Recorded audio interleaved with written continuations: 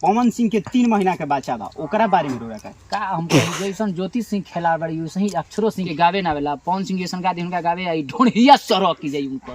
कहल बा कि पवन सिंह के मोछिए शान ह। ठीक बा कि चल चले ले उतार कि ऐसे त दुख बहुत अरे होत बाट जिंदगी में। इहो कहताड़ी कि हम भोजपुरी इंडस्ट्री में आइल बानी तो अपना बदौलत आइल बानी। केहू माइये के लगैले बड़े त पवनी सिंह लगैले बड़े तो लिखवा पे उ चलतारी। उनकरा का बुझाता कि पावर स्टार में पावर नहीं थे। बा पावर एजेले चालू होला एजेले खत्म। अब नमस्कार प्रणाम दोस्तों, अभी हमरा साथ में 2-4 गो भाई जुड़ गल बड़ा सा और भोजपुरी इंडस्ट्री में बहुत सारा विवाद चलत है। पवन में कबो ज्योति सिंह के तो कबो अक्षरा सिंह तो कबो अक्षरा सिंह के पिताजी में।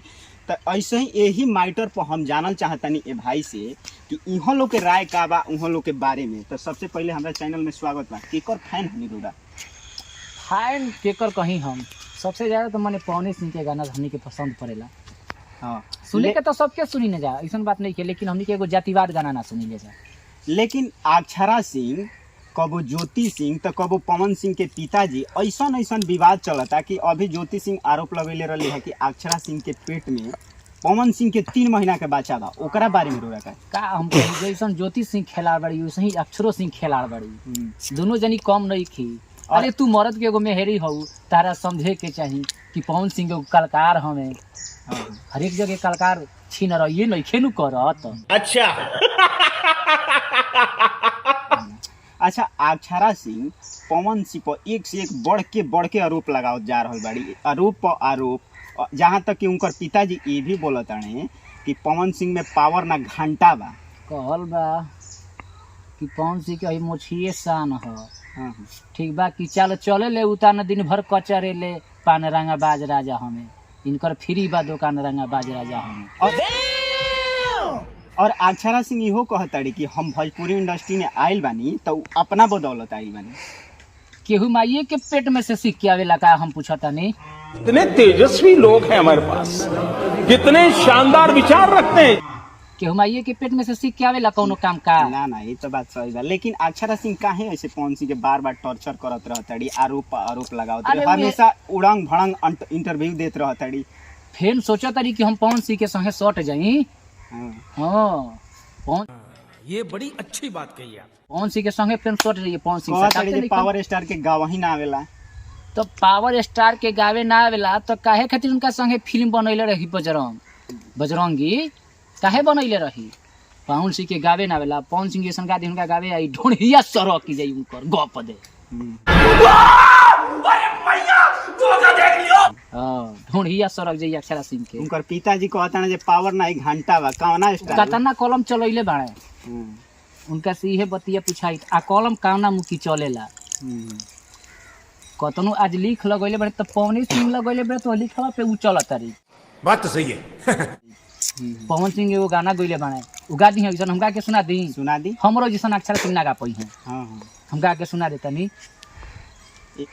सुना देतनी हम अभी तुरंत सुना देतनी। इतना उ बढ़िया गीत लागेला कि का कहे के। हां तो सुना देतनी। बहुत पुरान गाना हो, बस उ गाना उ गा के हमरा के सुना दे हमारा जैसन। तब हम कहल छोड़ दी कि पवन सिंह स्टार ना हमें पावर स्टार ना हमें, हम जान जाई। हम अक्षरा सिंह के कहतनी कि गा के सुना दे। हम गा के सुनावतनी कि ऐसे त दुख बहुत अरे होत बाट जिंदगी में। अरे पैसा के मोल बकीर यही जे बुझाता। अरे निर्धन के रोग जानी दे है विधाता। एकदम इन्होंने वक्त बदल दिया, जज्बात बदल दिए, जिंदगी बदल दी। ओ भाई मारो, मुझे मारो। बिना म्यूजिक के गावतनी।